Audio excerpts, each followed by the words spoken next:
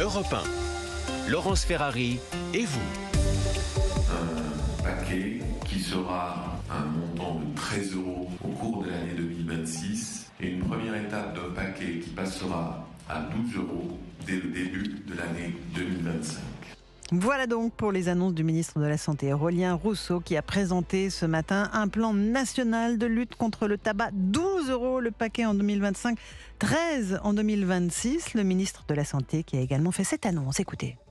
La généralisation des espaces sans tabac à toutes les plages, parcs publics, forêts et aux abords de certains lieux publics et principalement les établissements scolaires. Je vous parle bien d'une généralisation car les espaces sans tabac qui sont déjà plus de 7200 à travers plus de 73 départements sont avant tout le résultat d'un mouvement impulsé localement par les communes. Nous renversons aujourd'hui la responsabilité et fixons ce principe qui devient la règle. Voilà pour Aurélien Rousseau, ministre de la Santé. Bon, il avait une voix un peu caverneuse. Je ne sais pas, il devait se trouver peut-être dans une grotte quand il a annoncé son plan de lutte contre le tabagisme. On est avec le professeur Loïc Josserand en studio avec nous. Bonjour, vous êtes le président de l'Alliance contre le tabac. On va évidemment parler avec vous de cette augmentation du prix du paquet de cigarettes. Juste avant ça, j'aimerais qu'on prenne un auditeur. C'est le principe de notre émission sur Europe 1. Laurent, qui est buraliste. Bonjour Laurent, vous nous appelez. Alors, voilà, avant même que vous parliez, on se doute que l'augmentation du prix du paquet ne vous fait pas plaisir, mais pourquoi ? Parce que vous pensez que ça va encore plus développer le marché noir ? C'est déjà le cas. C'est déjà le cas. Là, aujourd'hui, on a le paquet à 11,50 €. On a 40% de marché parallèle en France. Non seulement les achats transfrontaliers, mais maintenant des usines de contrefaçon avec des bandes de vendeurs à la sauvette partout dans toutes les villes.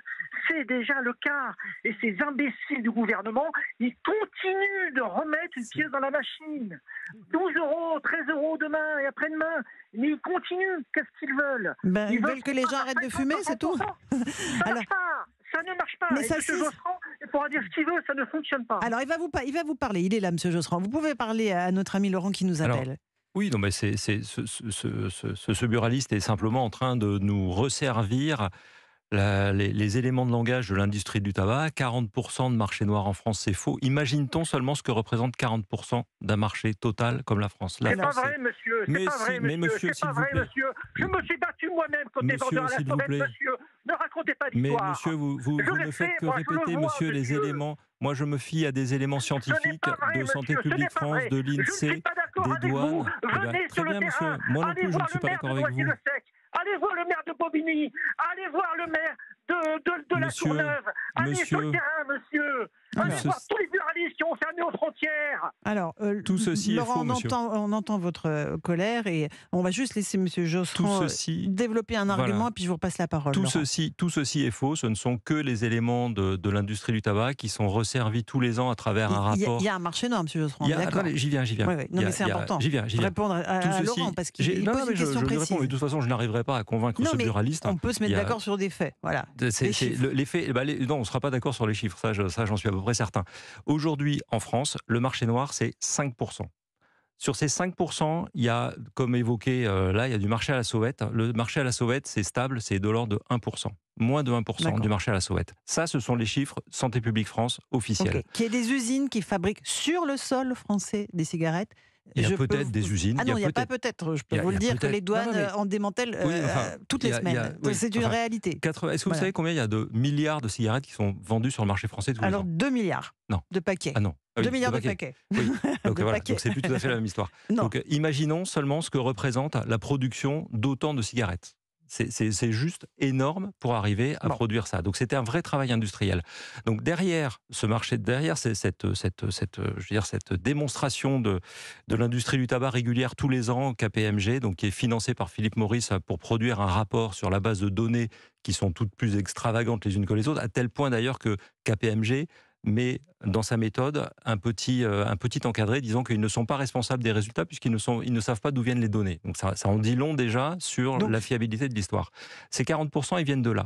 À Aurillac, par exemple, ce même rapport KPMG a estimé qu'il y avait eu l'année dernière une augmentation de 19 800% de la contrebande à Aurillac.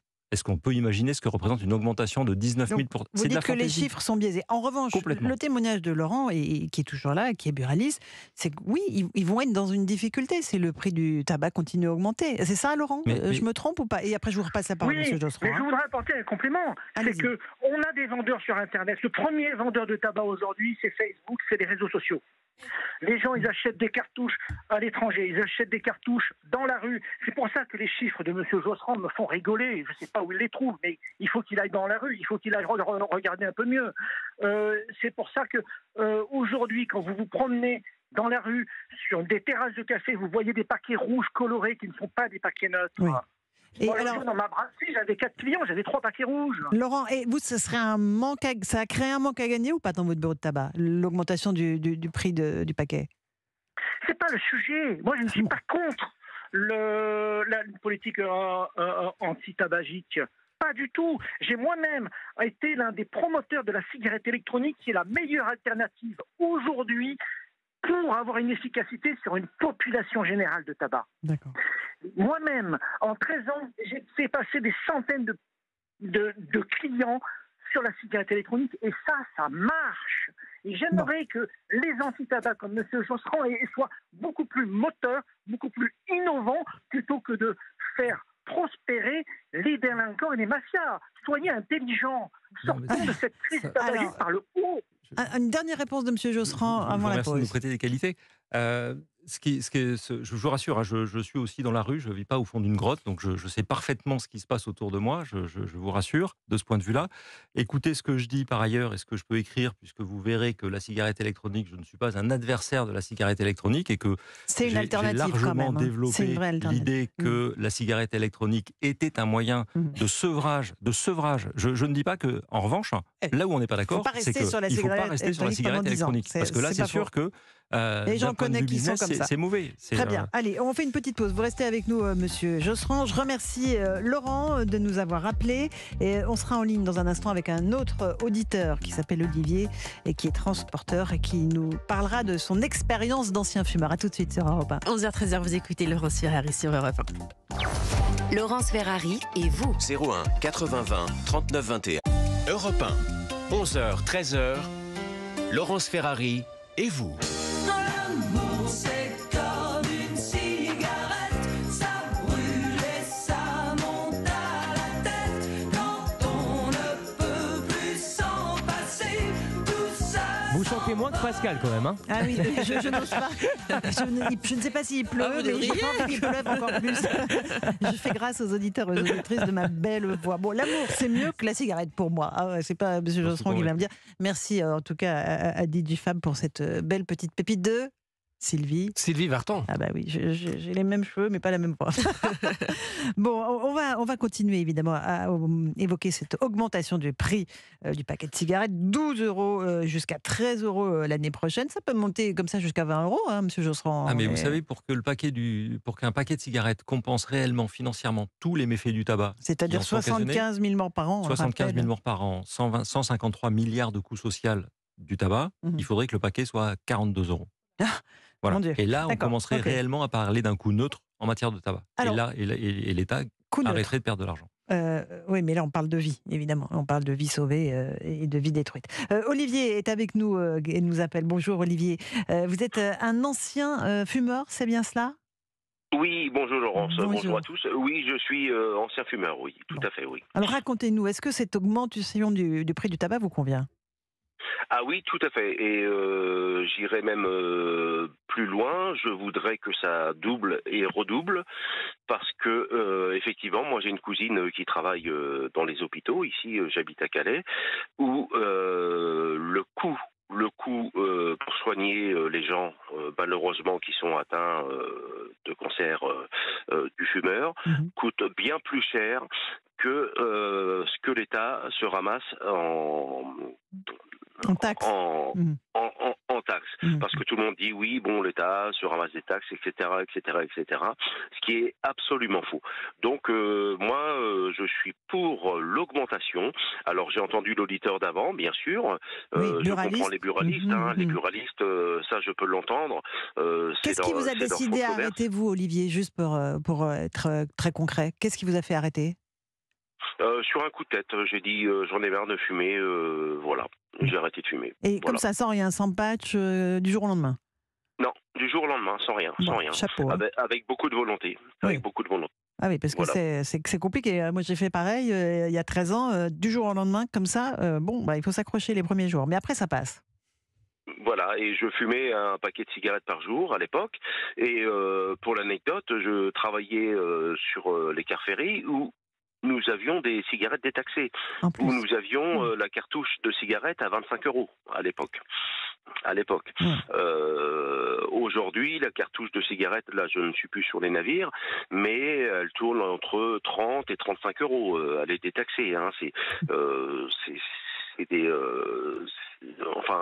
C'est des compromis dans la marine marchande, voilà.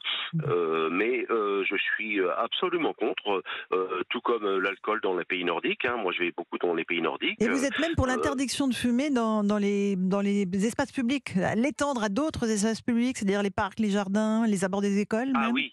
D'accord. Oui, tout à fait. Devant les écoles, dans les espaces publics, et puis question écologie, un mégot de cigarette, et ben ça met des dizaines d'années pour disparaître. En termes de pollution. Voilà. Voilà pour le témoignage d'Olivier qui nous a appelé de Calais. Monsieur Josserand, professeur Josserand, de la Ligue, de l'Alliance contre le tabac, l'interdiction de fumer qui serait étendue à d'autres espaces publics, c'est une éventualité que le gouvernement a mis sur la table. Tout à fait, mais c'est une très bonne chose parce que ça permet de rentrer dans ce qu'on appelle la dénormalisation du tabac, c'est-à-dire qu'on sort le tabac de notre environnement quotidien. Le moment sympa qu'on va passer avec ses enfants dans un parc, à l'occasion d'une balade en forêt, c'est pas la clope qui le rend sympa à ce moment-là. C'est parce qu'on est avec ses enfants, c'est parce qu'on profite d'un moment de nature, c'est parce qu'on profite d'un échange humain. Et or, le fumeur va l'associer à cet instant, va associer la cigarette à cet instant-là, simplement parce que au moment où il va tirer, il va se satisfaire d'un point de vue biologique, il va saturer ses récepteurs à la nicotine, il va se trouver bien.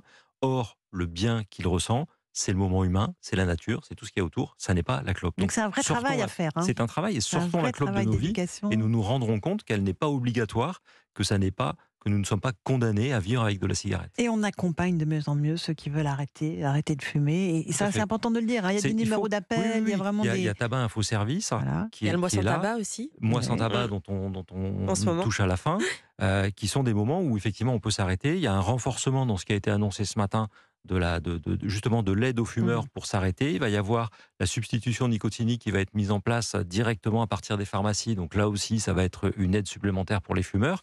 Il va y avoir des instants au moment des consultations de prévention qui sont faites et qui seront dédiées à la prise en charge des fumeurs. Donc il y a des choses, il faut aider les fumeurs à sortir du tabac. Il ne faut pas leur taper sur la tête, il faut les aider. Il faut les aider. Voilà. Le fumeur, c'est une victime dans cette histoire-là. Le grand responsable, c'est l'industrie du tabac et tous ses alliés. Allez, nous on respire sur Europe 1 parce qu'on est bien sur Europe 1, n'est-ce pas Géraldine ? Oui, vous écoutez Laurence Ferrari de 11h à 13h et vous réagissez en composant ce numéro. Laurence Ferrari et vous sur Europe 1. Pour réagir, appelez maintenant le 01 80 20 39 21. Numéro non surtaxé. 11h-13h sur Europe 1. Laurence Ferrari et vous. Arrêtez la clope avant qu'elle n'arrête ma vie. C'est une belle musique pour Géraldine, ça. Playlist spéciale cigarette. Pourquoi Arrêtez la clope. C'est pas mec. Quel cafeteur, c'est Mister Boubouk. Alors c'est qui ça ? Ça c'est Renaud. C'est Renaud. Évidemment, on avait reconnu cette voix éraillée, on va se le dire, peut-être par quelques cigarettes. Mais nous, on veut arrêter la clope qui augmente, le prix du paquet de cigarettes qui augmente, Mister Boubouk. On a quelques messages sur nos réseaux sociaux. On a Laurent qui nous écrit « J'ai arrêté de fumer il y a 1 an et ça fait du bien à la santé et au budget. Pour Thierry, à l'inverse, il faut mettre le paquet à 20 €, ça calmerait tout le monde. » Et on finit avec Tom. « Monsieur Josserand fait du bashing anti-buraliste. » Voilà, ça c'est Tom qui vous le dit. Mais Monsieur Josserand, oui, effectivement, c'est l'Alliance contre le tabac. Et je me permets, Laurence, il y a un autre sujet qui monte sur notre page Facebook, donc on en parle, parce qu'on va évoquer un mouvement qui prend de l'ampleur en Espagne dans quelques minutes à 12h30. Ça s'appelle une adolescence sans portable. Alors vous l'avez compris, le principe, c'est de ne pas acheter de téléphone à son enfant avant le lycée ou la majorité. Alors si vous êtes grands-parents ou parents, appelez-nous pour réagir, témoigner. Oui, allez-y, témoignez, puis donnez-nous les solutions surtout, parce que moi, j'ai pas trouvé.